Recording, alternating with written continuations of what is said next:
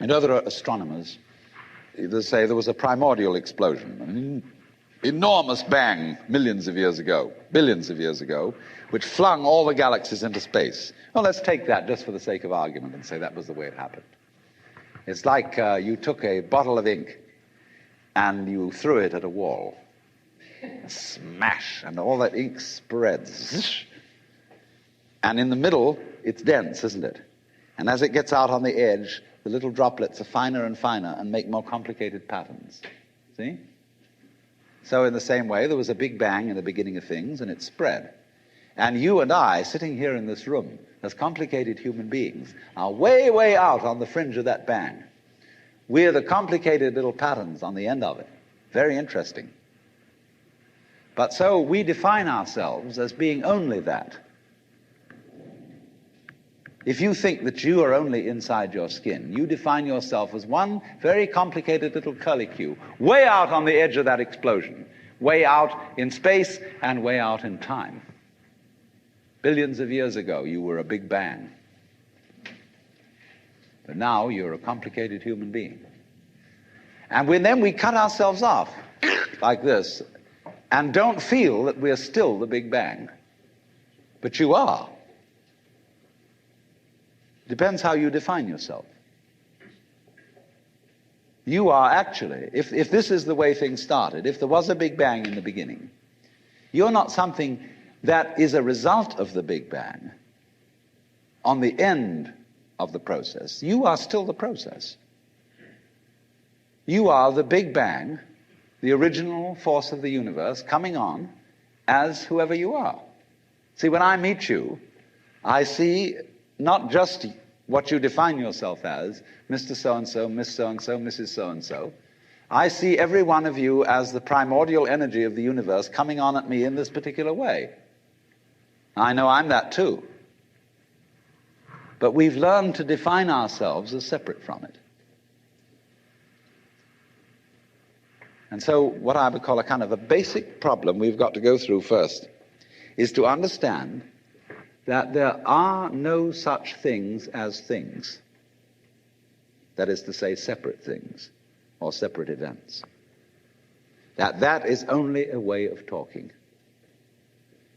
And if you can understand this, you're going to have no further problems. I once asked a group of high school children, what do you mean by a thing?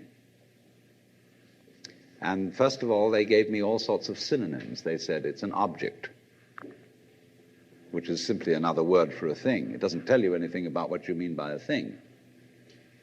And finally, a very smart girl from Italy who was in the group said a thing is a noun. And she was quite right. A noun isn't a part of nature, it's a part of speech. There are no nouns in the physical world. There are no separate things in the physical world either.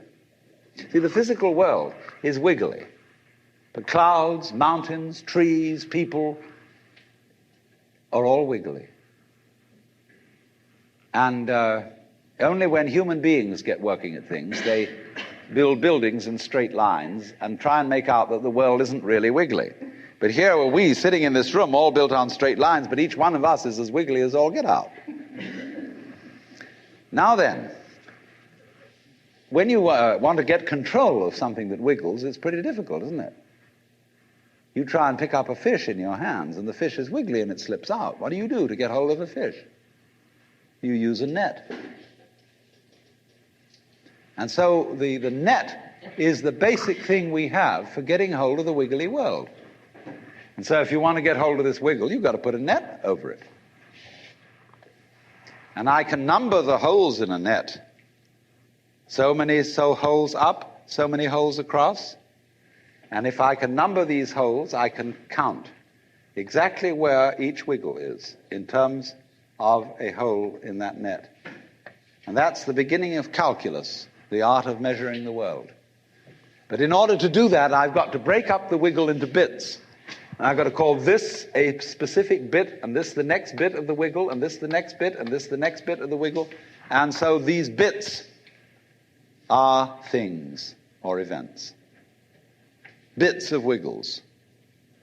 which I mark out in order to talk about the wiggle, in order to measure it, and therefore in order to control it. But in nature, in fact, in the physical world, the wiggle isn't bitted. Like you don't get a cut-up fryer out of an egg. But you have to cut the chicken up in order to eat it. You bite it. But it doesn't come bitten. So the world doesn't come thinged. It doesn't come evented.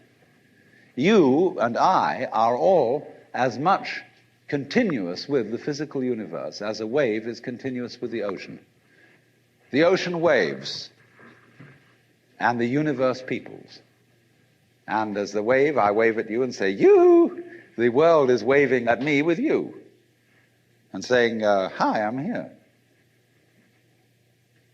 But our consciousness, the way we feel and sense our existence, being based on a myth that we are made, that we are parts, that we are things, our consciousness has been influenced so that each one of us does not feel that.